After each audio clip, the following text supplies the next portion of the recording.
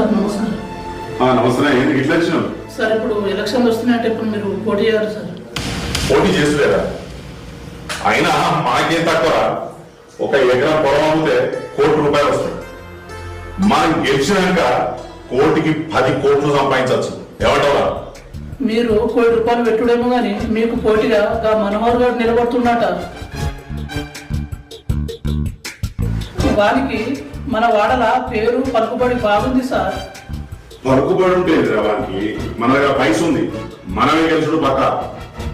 first మన guest house దగ్గరకు tent వేపి, కుర్చీలు వేపి, కూరగాయలందరినీ గ్యాదర్ చెప్పి రోజు